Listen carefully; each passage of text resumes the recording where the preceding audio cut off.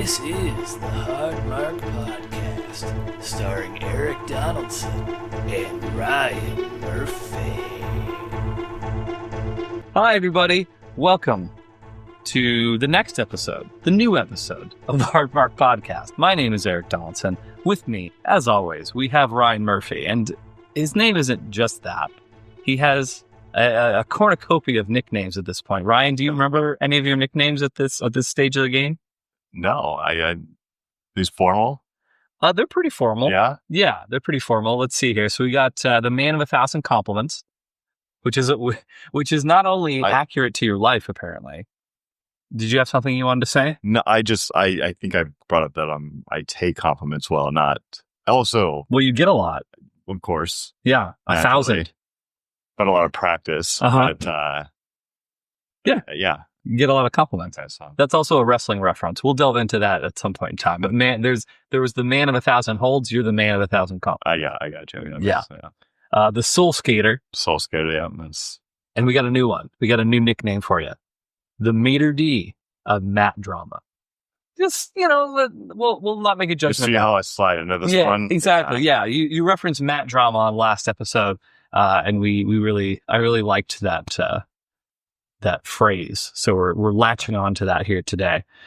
So as always, we're here to leg up your lobes with some hot audio cream. Thank you very much for downloading or streaming or whatever preferred method that you use to access this podcast here today. We do appreciate your time. Again, Hard Mark on podcast, and you can find us on all the social media channels. So thank you very much, everybody. How are you doing today, Ryan? Fantastic. Yeah. I was asked to leave, like I said earlier. So I'm here. Yeah. Yeah. Great. Yeah, I feel like it's been a while since we've seen one another. Yeah, it had. Well, do you even remember what we talked about last episode at this point? I do. I was on one of my favorite episodes. Are you still angry over that? Has time given you any perspective over how to feel about last episode? Time never does. Just soaking it more and more. Yeah, you're even more bitter and vengeful now. Yeah. I came back to redeem myself. Do you still think that I misled you in any way last episode? Was that last episode? That was last episode. That was last episode. Macho Man versus Hulk. That's yeah. I think there was so much that went into like kind of the backstory, the pre-fights. Yeah, sure. That I felt that you had ended up misleading me and completely threw off where I was going with that. Well, I know how you felt about it. It was still wrong how you felt, but you were entitled to feel that way. We will not have that problem here today. So I'm here to assure you that we're not going to have that issue. It's going to be pretty straightforward overall here today. So I'm happy to answer any questions that you have, and we'll make sure I'll give you very concise answers that are to the point. And make sure there's no miscommunication there. See how I feel about that next time I come by. That's right.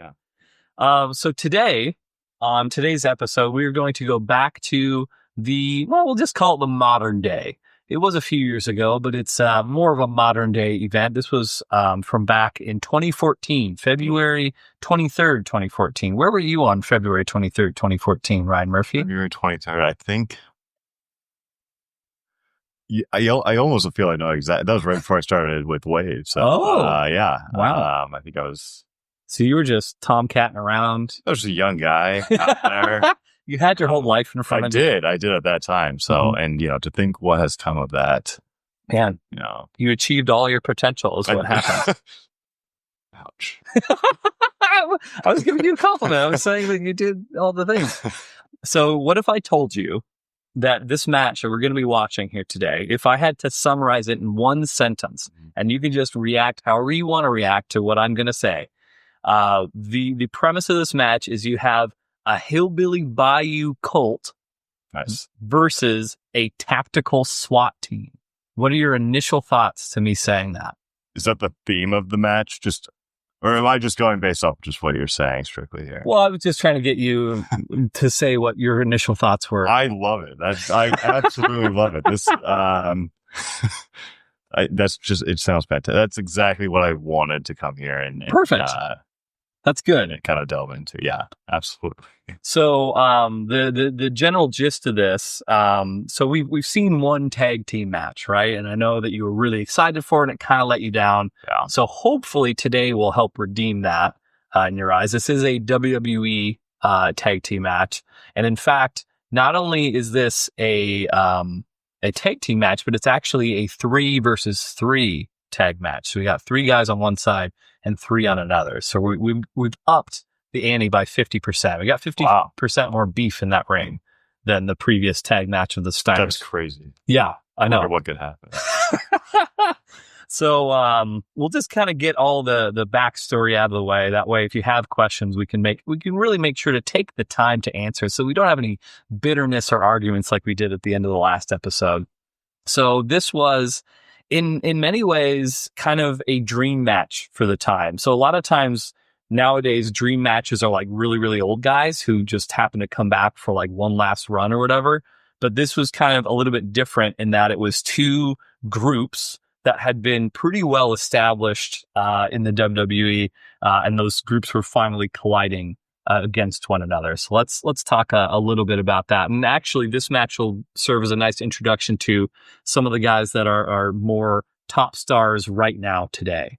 So the first group that we'll talk about is the Shield. So the Shield is probably the best faction, the best group of guys that have existed in the WWE for the past like 15 years. Like wins and losses are like they're known. They're like the good guys. No, not like so they were bad guys. And in fact, in the match that we're going to be watching here today, it's really them starting to kind of become good guys. This is actually in many ways like a bad guy versus bad guy match, but the audience has to choose like who they want to root for. And it happened to be the Shield in this particular match. Like they were just kind of a cooler, more badass group. And that changed in the match. Like mid-match, that could have gone either way, potentially. Potentially it could have. In the lead up, in like the weeks leading to the match, and we'll get a chance to see the video package before we watch it. But in the weeks leading to the match, it was kind of like they were more positioned as the good guys and kind of the more, but they had always been bad guys in like the year or so leading up to this particular match. And this kind of transitioned them over to being good guys, this feud. But yeah, in terms of like the best faction, wins and losses, yes, but like they were very well protected. They did not get beaten by people, hardly at all. Like they beat the shit out of just about every top star in the company over the course of a year. And like that almost never happens in the WWE nowadays. So it's rare that you have these young guys who are like established and become top stars within the span of maybe a year. Like that doesn't happen all that often, even though it probably should. Yeah, definitely. So they originally, when they first joined the company, which was in November of 2012, they were the backup for the bad guy WWE champion. So this guy was a WWE champion. We'll talk about him later. We don't have to get into who it is, but they were essentially his, I guess you could say lackeys for lack of a better word, but, they were his backup. So they were there to kind of help him retain the WWE title. But they were always talking about how they were for justice and they were doing the just thing. Then they became the hounds of justice. I see. For this. I see where this is going. Yeah. Yeah.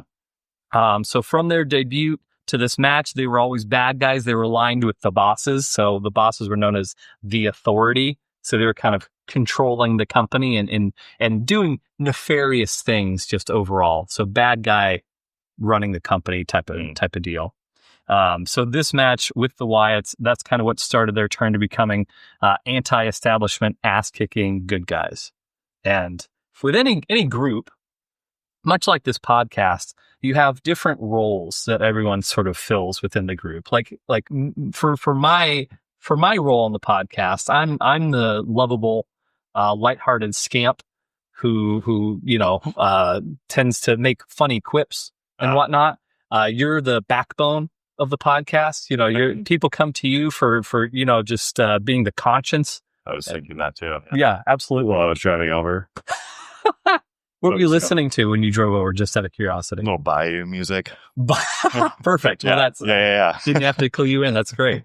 So As far as the roles of each, so there's again 3 men. First guy, his name is Seth Rollins. So you can think of him as like the athletic guy. He's the one who, as far as the in-ring work goes, he was sort of their main workhorse of the group. He was starting to get noticed as like the best in-ring performer in the Shield, but he was still kind of coming into his own as being kind of a big deal. Later, a year or so after this, he would have naked pictures leaked from his phone.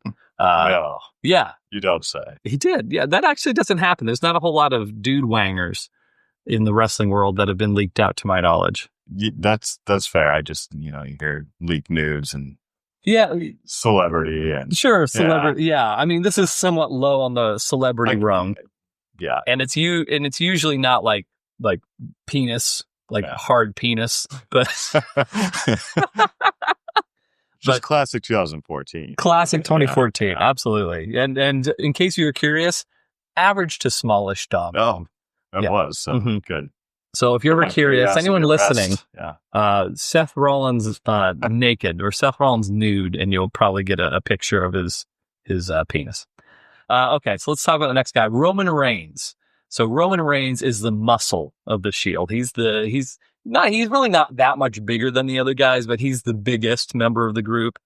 So originally he was kind of the silent badass. Around this time, the match that we're going to be watching, it was clear that they were sort of positioning him and they were grooming him to be the next top star of the company, like the next Hulk Hogan or next John Cena or whatever term that you want to use. So Roman Reigns was becoming clearly focused as that. And like you'll hear in the commentary where they kind of like, they say he's the leader, but he was never really that in terms of like, I don't know. Did that fizzle out pretty quickly, or which thing? Just the fact that they kind of groomed him to be this. The fans, and again, this is before kind of all these other things happened. The fans didn't take to him as well as maybe the company would have hoped. Maybe I'll take to him. Maybe you will take to him. And I think this is a good, and like people really did like him as part of the Shield. It's just, especially more in the past like 15 or 20 years, when the company decides like, this is the guy that we want to push as the face of this company. If people get the feeling that like, this is someone who's being shoved down their throats, they will openly revolt and rebel against that. And so that's been really kind of the running theme for the past 15 years of the company is that, they'll try to do that against people's will. Like people will have someone else in mind that they would rather be the top star. And then it's like this weird conflict between the company and the fans that doesn't really exist in other forms of entertainment or sport or anything like that. So it's very weird, kind of that dynamic. So you'll have guys who like in the ring, they're wrestling like they're the good guy. But if you're just going based on sound, they're getting booed the fuck out of the building. Like it's ridiculous. And so I'm sure we will kind of see some of those Roman Reigns. That's an interesting dynamic, though. Yeah, you get like so the company pushing one way and fans like, but that didn't happen before. Like Hulk Hogan, eventually people kind of got like bored of the routine, but throughout the entire like 80s, early 90s, no one was openly like booing Hulk Hogan to that degree. Yeah. Like maybe you had a couple people in the audience, but it's with John Cena. John Cena was the first guy where the company was like, hey, he's the new thing. And then people were like, fuck that guy. I don't like him. No, and you don't see it in other sports either. Like it's your team, you kind of like, like you root for, but like in wrestling, it's a totally different dynamic. Absolutely. Yeah. I mean, and even if I had to think of like the closest thing, occasionally you'll have members of a given team or like, they've already said like, I'm not re-signing or I'm going to free agency. And so then like the local towns folk will boo that guy, but like even then that's not really a 1-to-1 sort of ratio, but it's the closest sort of analogy that I can make. But it's very unique to pro wrestling and really unique to pro wrestling over the past like 15 to 20 years. Again, this did not happen to Stone Cold Steve Austin. It didn't really happen to Hulk Hogan. So this is definitely something more. Is it a social media thing? I think it's, I wouldn't say it's necessarily a social media thing. I think it's, and this is just my sort of take on the subject, but if you think about like the 60s and the 70s, in particular, and even like the 80s to a lesser degree. But you had people who would gravitate towards like these, let's just use music as an example, like Elvis or the Beatles, like everybody was into them. And like you can make a lot of different arguments, but I think that a good part of the reason why people were into them was because there weren't a ton of options. Yeah. Like those, like, hey, you either like them or you just don't like music. Yeah. Because that's what's being presented to you. Now, with there being so many different options, people kind of gravitate towards these, like, that's my guy, or like, that's what I like. And so in much the same way that music, you know, you could talk to 100 different people and they could give you 100 different types of music that they like. Right. It's the same thing with wrestling too, where, hey, he's the top guy. Well, I don't like him. I like this other person more.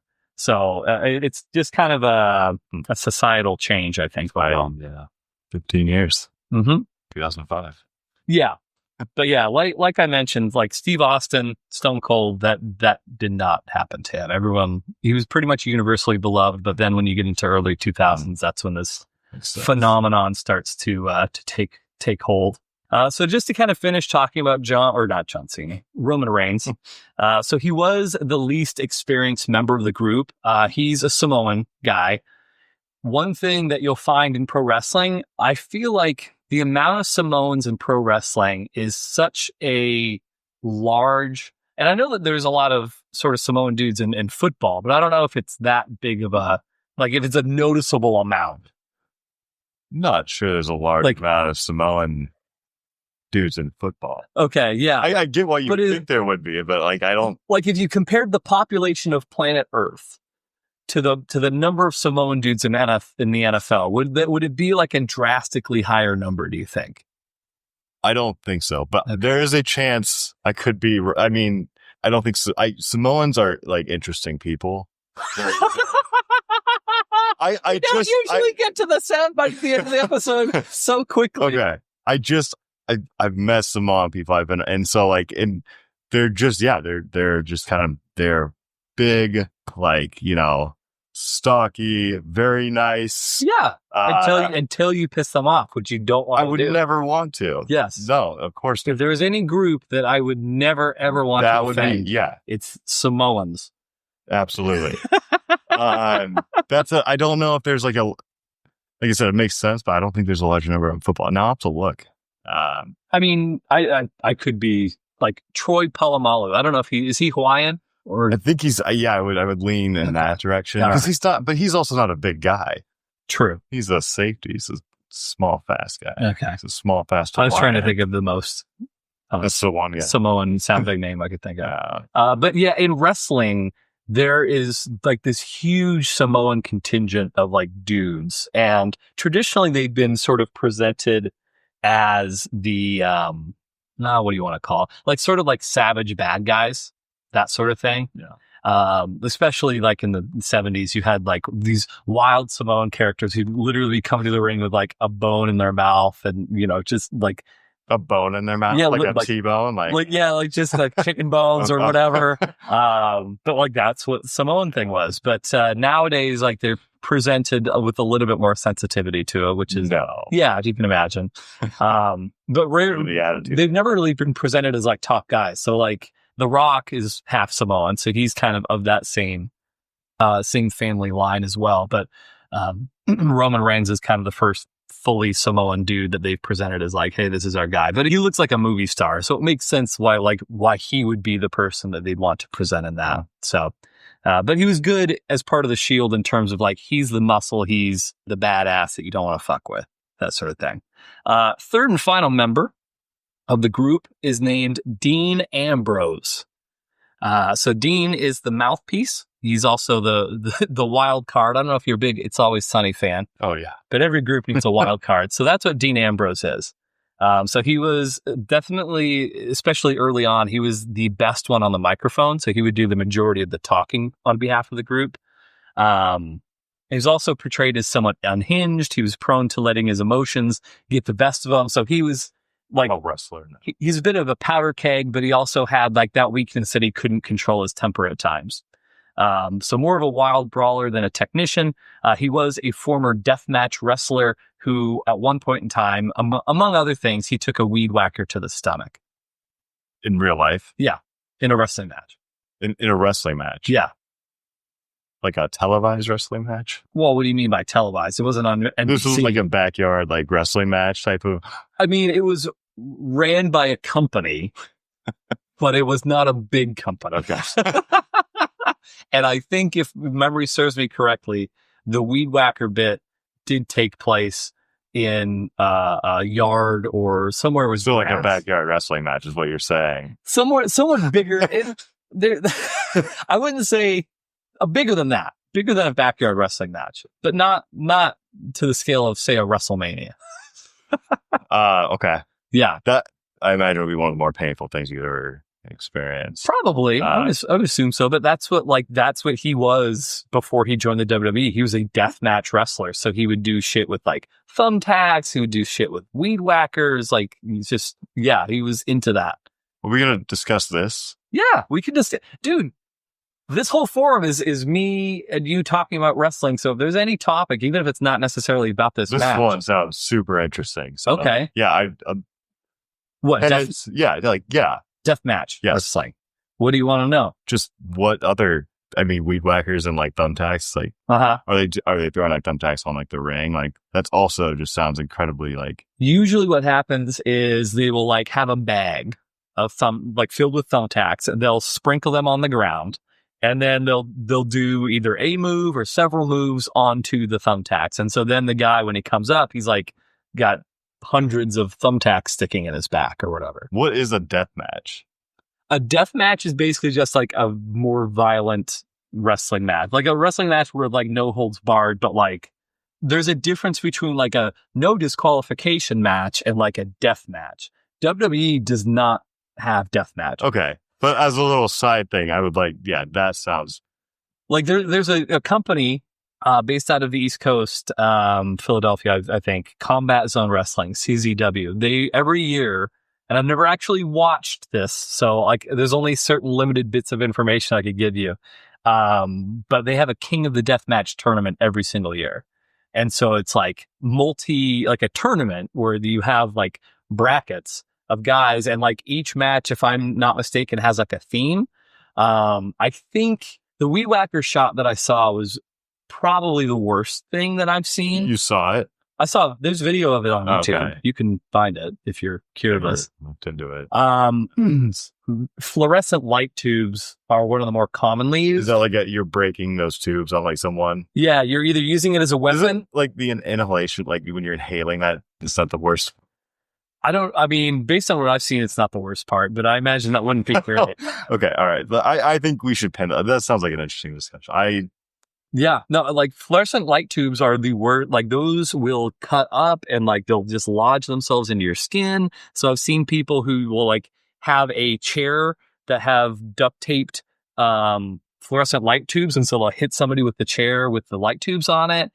David Arquette, who wrestles now. I don't know if that's new information to you. I'm assuming it probably is. Yeah. But David Arquette almost like legitimately bled out. He had a death match maybe within the past 6 months to a year ago against like a very famous deathmatch wrestler. Well, very famous, relatively speaking, anyway. And the guy, I don't think David Arquette knew how to protect himself in this situation. So when he was getting hit by a glass tube. Yeah. Yes. How do you protect yourself, Eric? Well, I'll tell you how not to. You don't take it in the neck. You don't take it in the neck. So he had to like break character, like, basically like, oh shit, I'm fucked up. Put pressure on his neck and like run out of there. Oh my God. It was scary to see. I did see that clip as well. And so, yeah, there's guys that are, again, relatively speaking, famous for being deathmatch wrestlers. Like there's guys that have made a career and name out of wrestling exclusively those types of matches. I don't know if I want to see it. Like, the concept it's pretty wild, but like, I don't know if, I want to see a guy get up with a bunch of thumbtacks in them or like. You seemed pretty queasy just talking about blading, last week, the topic of razor blades, being used to cut up. Yeah, no. Because you should, So this is, another step. Here's another weapon, and then we can move along, or whatever questions you have. Barbed wire. See, just another. That's another one. So what, like the rings made out of barbed wire, or what is going on? So depending on the match, I've seen some matches where they take the regular ring ropes down and replace it with barbed wire ropes. I've also seen it where they will cover another object in barbed wire and then use that as a weapon. So like cover a chair in barbed wire, cover a baseball bat in barbed wire. So that getting hit by a chair or baseball bat's not enough. Yeah. You need to up the ante a little bit. That is so wild. Yeah. So we will, I'm telling you, we will see stuff with barbed wire eventually. Okay. Not as graphic as is out there, but we'll at least kind of dip our toe into it at some point. Not today. Okay. But yeah. Is this where Celebrity Deathmatch like originated from? Because that I remember watching that, but it was it was always like like someone gets their arm chopped off. Great. But like, is that where it comes from? Is like the deathmatch concept of just being like completely brutal? I mean, it could, but I somehow doubt it. So like the whole deathmatch thing, it really, I think, if I'm not mistaken, I believe it more or less started in Japan. Like, of course, like there's promotions that were very popular for a period of time anyway in Japan that would do deathmatch wrestling. ECW, if you remember the Taz versus Bam Bam Bigelow match that we watched. So that they did not exclusively do like really bloody death matches, but there were a handful of matches that they would do occasionally in which that was something that happened. So like, for example, they had a Taipei death match one time, where both participants, have you ever seen that Jean-Claude Van Damme movie? Not Bloodsport, Kickboxer. No. Okay. Of course not. I think you like shoved Bloodsport down my throat. I mean, did you watch? You did watch Bloodsport, didn't you? Yeah, it was great, right? Yeah, it was fine. Kickboxer is basically like Bloodsport. I assume so. Bloodsport. That's the gist of it. Well, they took a scene from that movie and like basically said, "Hey, let's do a fucking match like that."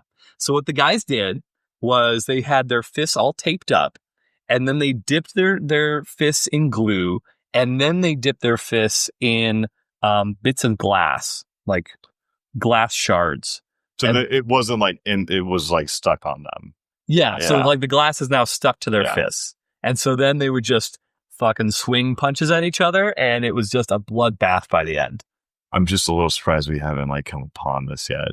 We've done like 6 episodes and this hasn't been discussed.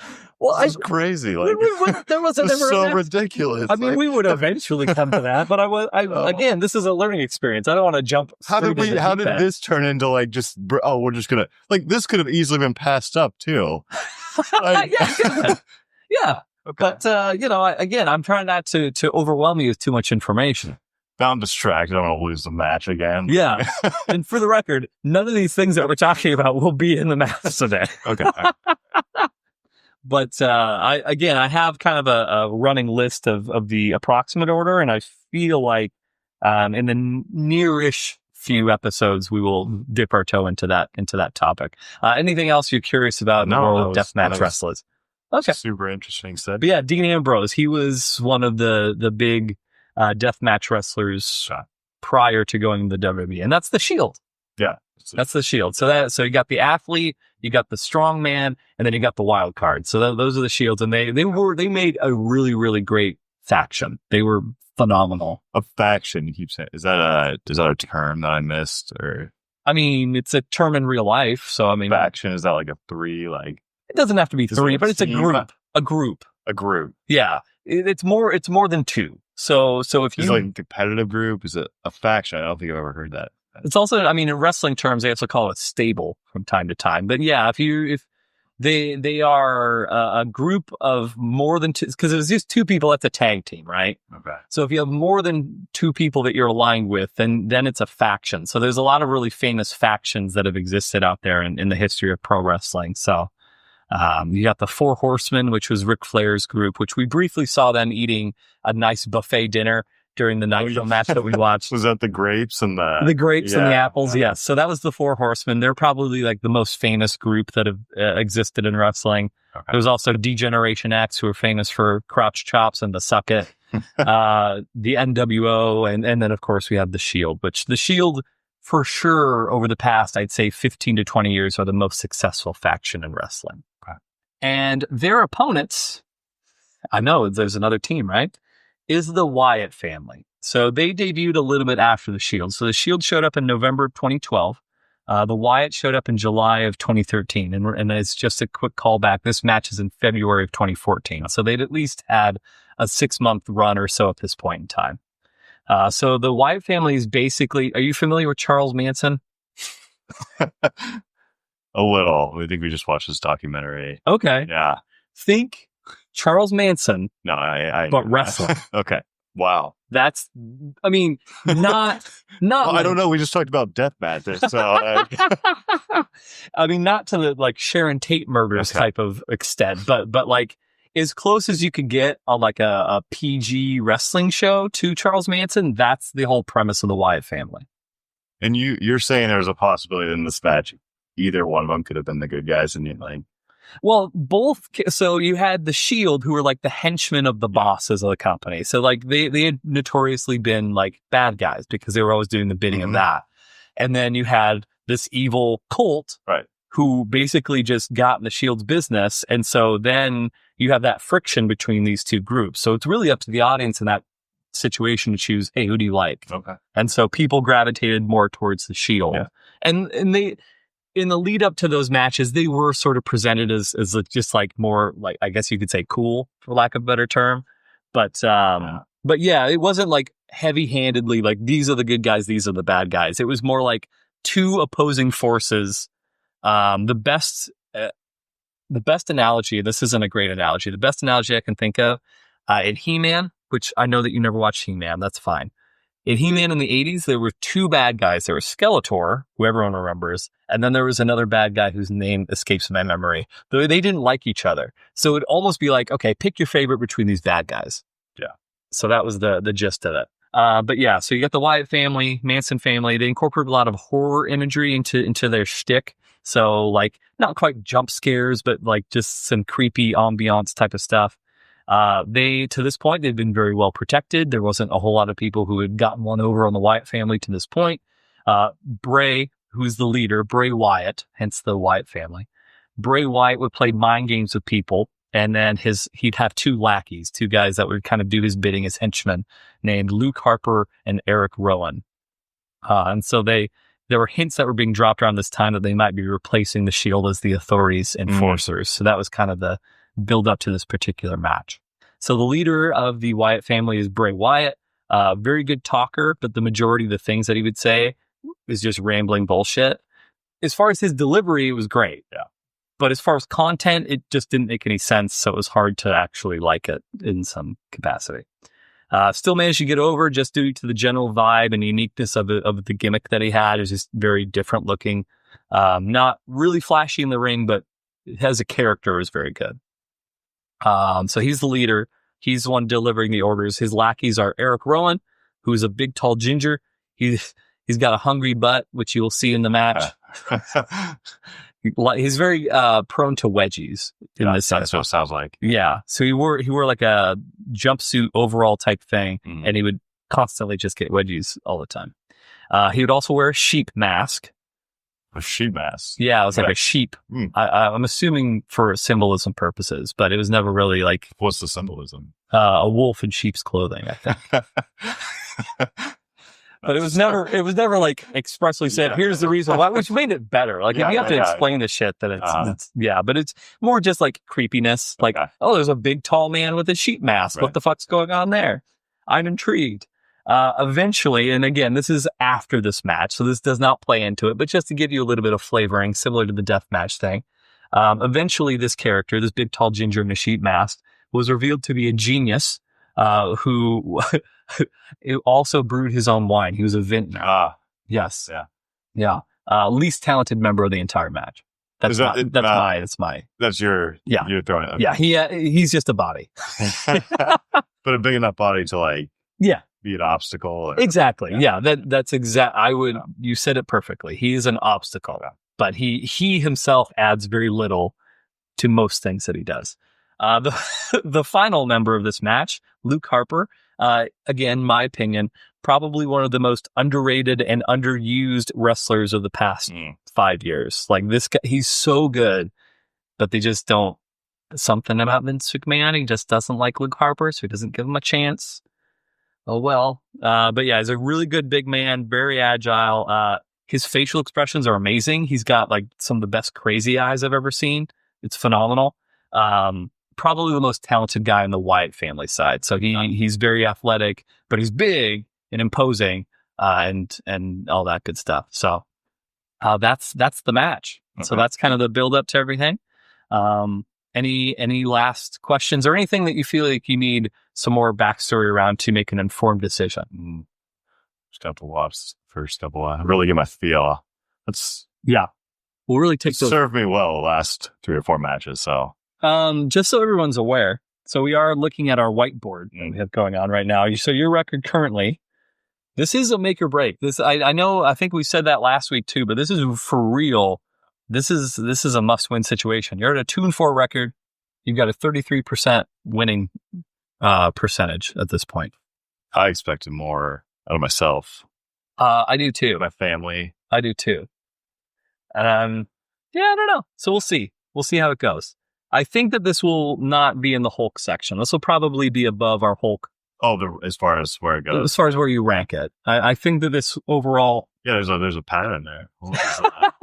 He's at least he's above Harlem Heat and the Steiners. So we got that to hang his hat on. I'm sure Hulk Hogan's losing a lot of sleep over it, but we got that. All right. So with all that out of the way, I have no idea where we're at time-wise, but let's go ahead. It's that time for Wyatt's Corner!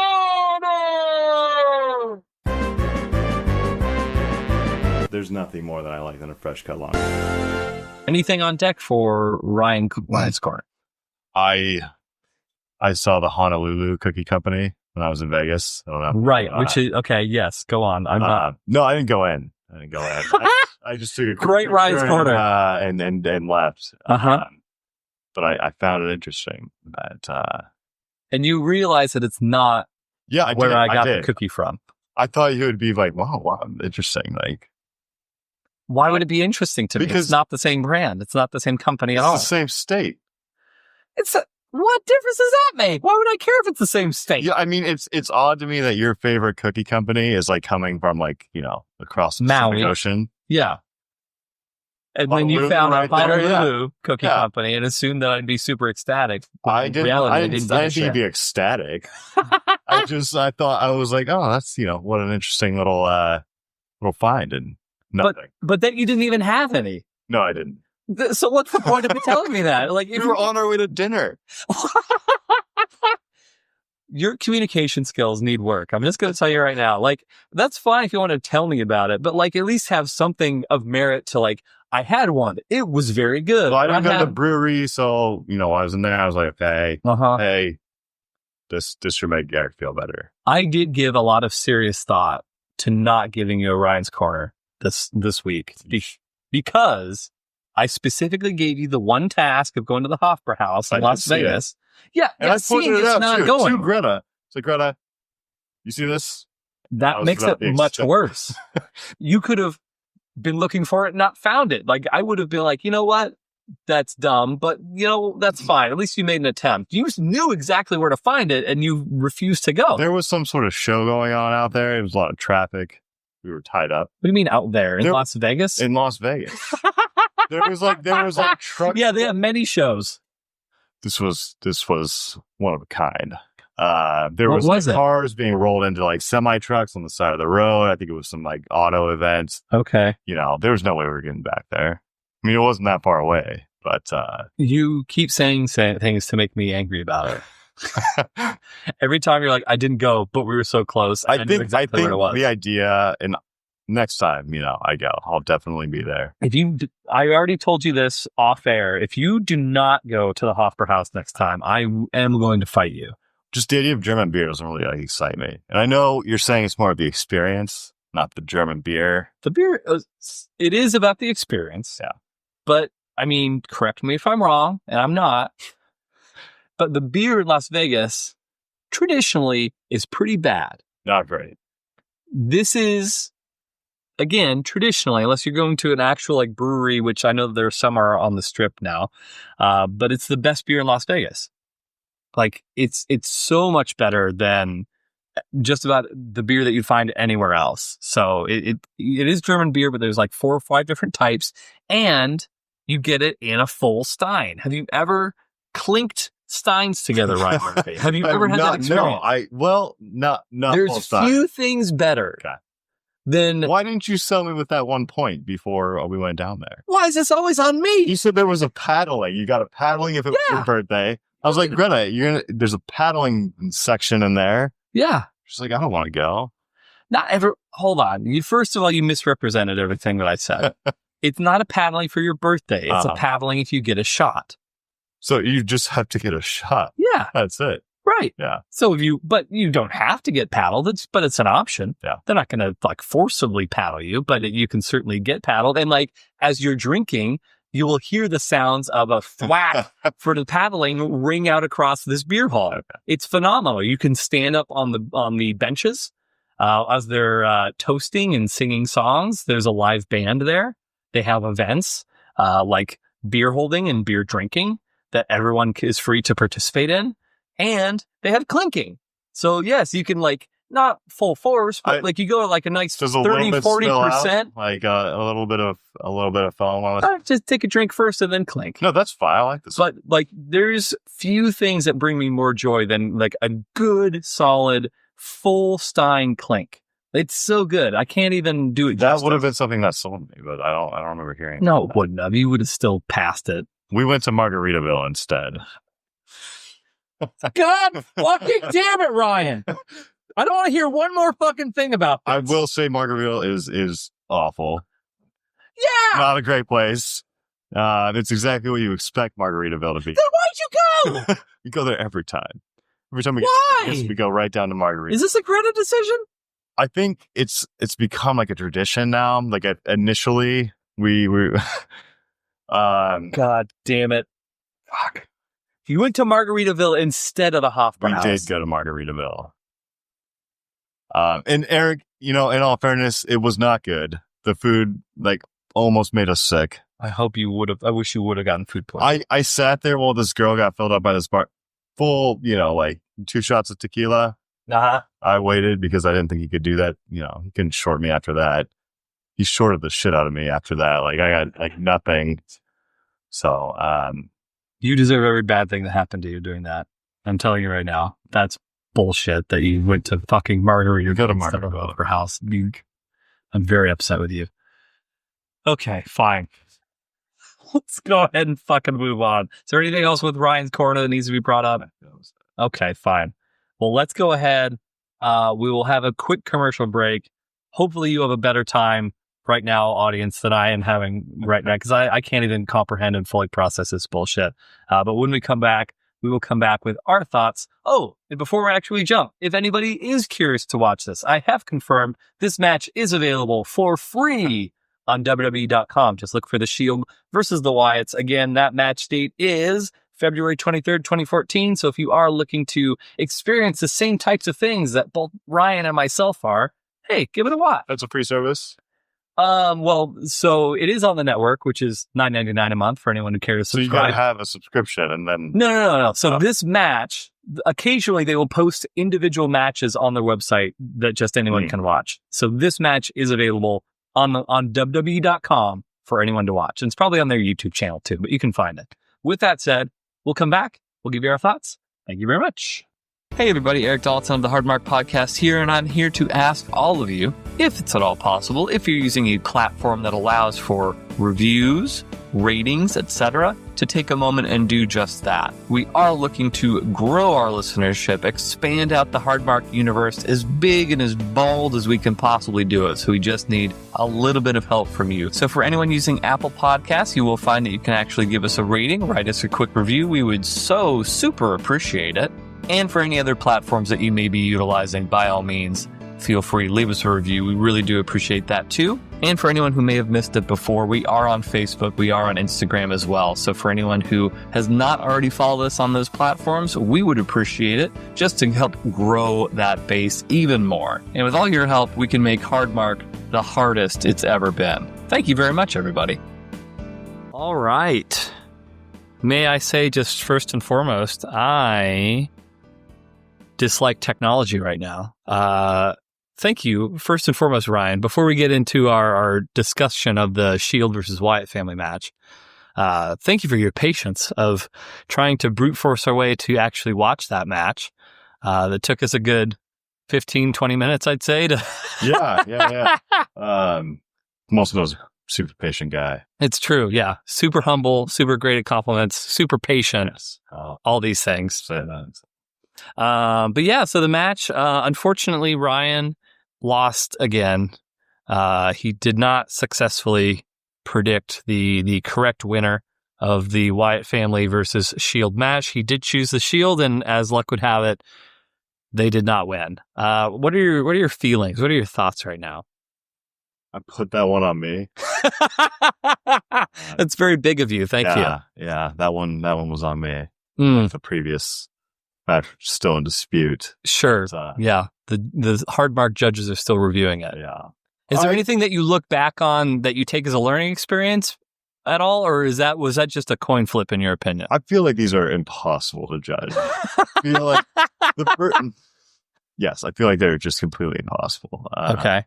And I'm not sure still after 7 matches really how to judge this now. Sure. Especially when it comes to some of like the antics that go into like the beginning of it too, which were very good. I like, but it's What antics in particular did you enjoy? like the rivalry between them, the little like, disputes between like the brothers and like, Okay. like, They were, just so you know, and I know they call each other brothers. They're not actually brothers. Between the factions. Sure. The groups. Yeah. Yeah. So the story, the video package leading up to it, talking about it. Yeah. Yeah. No, it was well done.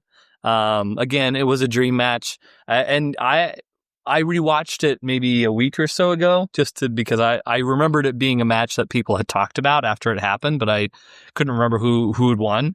And I was in much the same boat as you, where I was pretty sure that I remembered the Shield winning, but that is not what ended up happening. Yeah, it felt like it was going that way for me. It got more exciting in the second half. The first half was pretty boring, I thought. Yes, it picked up. It did. It It got better, but yeah. Once it became a little bit more chaotic. What was your kind of initial thoughts on the individual participants? Did it kind of align with what I said, or did you kind of find your own favorites throughout the match that you enjoyed? We could just kind of quick word association. Let's just go down the line. Roman Reigns. Thoughts on Roman Reigns? Yeah, I mean, that he kind of solidified my pick. Okay, I liked him, and like I understand why they were trying to groom him to be the good looks. Yeah. A lot of power moves. Yeah. He's, guy didn't, kind of a fierce looking guy. I don't know if it's a goatee or, he's got that Troy Polamalu fierceness about him. Yeah. The Samoan, which we did verify as a quick correction. Dean Ambrose. He was pretty wild. He was unpredictable. He really, I would say of all the guys in the match, he probably got the least amount of time to really showcase anything. And he could have done a lot. I feel like he really could have come in and done some damage. He could have gotten a weed whacker to the gut or something. Yeah. Oh, I mean, he was offensive. Like he was on the offense. Sure. But he was gone. Like they left it all on. Yeah. I felt like he would show up for like 10 to 15 seconds at a time, jump on somebody, punch them repeatedly, and then he'd be gone. Yeah. But so hard to get a real good beat on him. But Seth Rollins, the final member of the Shield with the blonde streak. I didn't think much of him. The dive, none of that. He did a couple big dives during the match. He's the one who went through the table. Impressive. The dive through the ring, that was by Luke. That was the only tough crowd. Yeah. So now that you mentioned that, so you mentioned the dive by Luke. There was also that other move where he kind of guillotined the guy. Seth Rollins actually on the ring ropes. that you seem to appreciate. Oh yeah, where he was in between the Yeah. that was good too. Yeah. So it seemed like from the Shield side, you kind of gravitated towards Roman Reigns. Was there a favorite that you had on the Wyatt side? Was it Luke Harper or someone else? Yeah, I mean, after that, I mean, again, just one of the better moves I've seen. You just, I mean, it was like an all-out hands out, guns out, just right through. It seemed like one of those, like, what do they call it? The flying squirrels. Like, it looked like me. It was one of those. Just a 6'8", 310-pound right flying into squirrel. Right? I mean, it was yeah. So, Okay. Sure. The jeans, I like the jeans too. That was this dirty, disgusting jeans with the A shirt with the grease like he stains. Didn't come prepared for the match, like right? Just, kind of. But if anything, he's the most prepared of all. Yeah. Let's see here. So as far as my notes, sound like just overall you enjoyed the Shield, just their whole like look, and they look like a cohesive wrestling group to you. They weren't cohesive. I wouldn't say that was their problem. That's true. Yeah, that was the biggest thing. The cohesion was lacking. No one wanted to fight for either one. I think that's. But at the start, they looked like a cohesive kind of all for one for all group. They did, like you said, they look like they dressed for the part. Yeah, like they're the part of wrestlers. Yeah. We talked a little bit about so Eric Rowan. We hadn't really mentioned him post match. The only memorable thing that I have in my notes was his double knuckle squish. Yeah, that was a little ridiculous. Mm-hmm. I mean, that's what would you say is a more devastating wrestling maneuver, the double knuckle squish or a pile driver? The double knuckle squish. For sure. I mean, you're like trying to pop this guy's head. It's true. Just dig those knuckles right in the I can't temple. imagine too many things more pain. That's like a torture type of deathmatch move. Yeah, exactly. Yeah, his hands were basically like two weed whackers. I mean, I can't think of any other move that would feel. There are none worse. There are none at all. And yeah, really the last note I have, not a whole lot of notes for this one. It seemed like you were just hoping and praying. I was just hoping not to be wrong. Right. I guess, commentary. Anything about commentary jump out to you? Or was just kind of. You said the commentary was going to be very like geared towards like Roman. Yeah. Maybe I wasn't noticing it or like. I didn't notice it so much either, but the commentary was very blah. It was bland. That's what makes some matches. Yeah. We watched one. It was the last match that we watched. The last one? Hulk versus the Macho commentary Man. was just fantastic. Mm-hmm. Just amazing. Yes. This was not great. This was not that. I engage with it at all, really. You're going to find that that's the case with most of the modern WWE matches, unfortunately. But is that an Attitude Era thing? That's a now era thing. That's like a whatever. That's such a bummer. Like there's certain broadcasters, you watch anything, it's just like broadcasting can make the whole match. Yeah. Absolutely. Actually, I was going to ask, when you're at a match, is it just, you're just watching the match? Is there commentary? Like, no. No, the commentary is just for the, it's like watching a football game live or something like that. Yeah, the commentary is solely for the television audience. And yeah, if you're there, you're just kind of listening to the sounds. I mean, I think even when the commentary is bland like it was today, I mean, it's still good. It still adds something. It's like, they still get like pretty amped up. There's just nothing there. Bad commentary can absolutely detract from a match. There are some matches that would probably be better off just not having any commentary. But I wouldn't say this was bad commentary. Just like nothing like really came of it. Yeah, it was just kind of just kind of meh. All right, so your win-loss record, I should say, is 2-5 officially right now. We're in dire straits right now, Ryan. We're in real dire straits. Yeah, I'm working on it as hard as I can. I mean, it seemed like you'd done a lot of prep in the truck leading up to showing up here today. I think next week we'll see how things go. But as far as our total ranking here, let's take a look at the old whiteboard. So Shield versus Wyatt. And again, I know I tell you this every single episode, but try and take emotion out of it. We are looking at these matches from a scientific sort of basis. We want to evaluate them from a number of different standpoints: athleticism, story, engagement, maybe even commentary. So, it's all a big pie. So with that said, we have 6 matches on our list so far.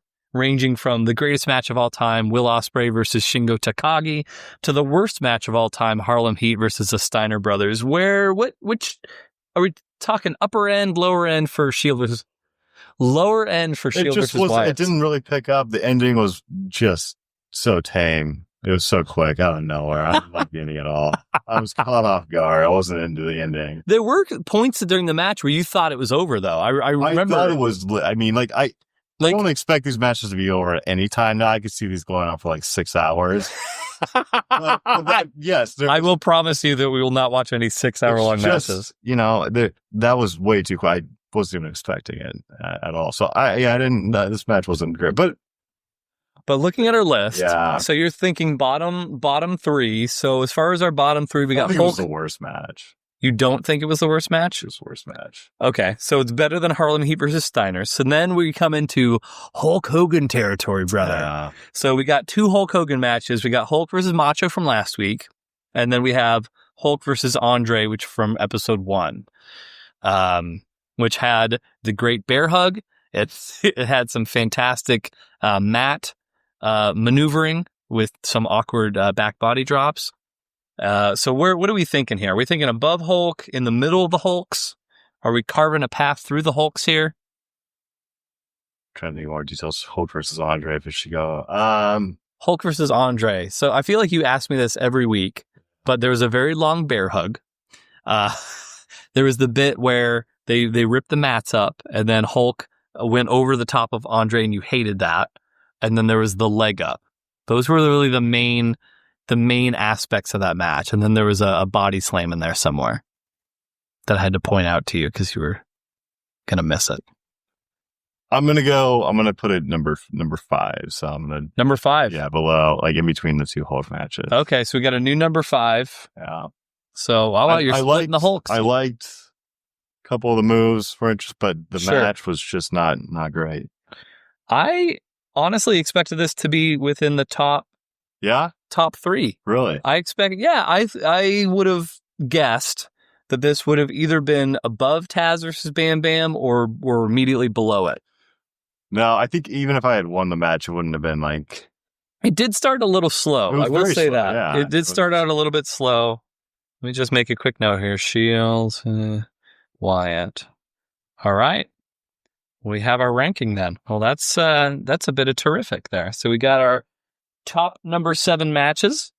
Let's see what we got on deck for next episode. Give me one moment here.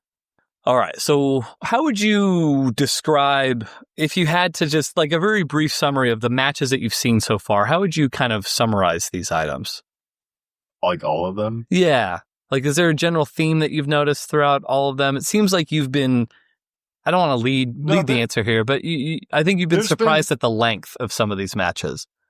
I mean, initially, I was a little surprised. Everyone, you'd think they're done, they come back. I don't know. There's been like good matches, and there's been like good like drama. Mm-hmm. Matt Drama, and you are the maitre d' of Matt Drama, as we established today. A little bit of drama. Yeah. So I mean, yeah, it's kind of, they're all very different. I thought some of the ones on the top are more like wrestling based. Mm-hmm. But that said, I can get behind a good a good dramatic match too. Sure. Well, next week is not going to be that. No. Next week, we've watched a lot of very, well, I guess Kaufman versus Lawler was not super serious. It was presented in sort of a serious fashion, but it had some comedy to it in the form of Andy Kaufman. Next week is a match that was presented seriously, but is among the dumbest matches I've ever seen in my entire life. It is a graveyard match. It takes place in a graveyard. The contestants, and obviously we have plenty of time next episode to get into the backstories of these characters, but I'll just lead off the names of these characters: Vampiro and the Kiss Demon. Very good. Yeah. Very good. Who, for the record, does have an affiliation with the rock band Kiss. So you got that to look forward to for next week. Exciting. Yeah. Yeah. So just a one-on-one match. Yeah, just a one-on-one match. I'm tired of these tag team matches. Dude, yeah. You've only seen 2, and I think one of your sole victories was Harlem Heat versus Steiner. So I don't know, maybe more tag matches would be up your alley. I just said it. I'm tired of this. Well, stand by it. Anything else that we should make a point to address while we have everyone's attention and ears? Any more audio cream for them today? Great term. No, I think I got it all out. All right. Well, then no more legging up the lobes for today. Well, I appreciate everyone's patience with us. If the audio sounds a little bit different for this portion, we did encounter some technical difficulties, but you can hear our voices, and that's the most important thing. So shout out to Microsoft. Shout out to Microsoft. Shout out for mandatory PC updates when you're trying to do shit. But for Ryan, the maitre d' of Matt Drama, my name is Eric Donaldson. Thank you very much for listening to the Hard Mark podcast, and we will catch you. Actually, hold on, wait a minute. We have a thing that we're supposed to do at the end of every episode. I have Eric's wisdom tree. Is that new? It was new last episode, yeah. So we got Eric's wisdom tree. So allow me. Last week was don't trust a woman with a foot tattoo. This week on Eric's wisdom tree, another piece of wisdom for everybody. If something is worth doing, it's worth doing half-ass. I like that. Yeah. A lot of people, you get it in your heads like, oh, I got to do this like as best of my ability. If I miss a day, then oh shit, I got to start over. No, if something's worth doing, you can do it half-ass, and it's still better than doing nothing. What I built my life on. And that's why he's so successful, ladies and gentlemen. So There you go, Eric's wisdom tree. So thank you very much for listening this week, everybody. We will catch you next time. Thank you very much. Samoans are like interesting people.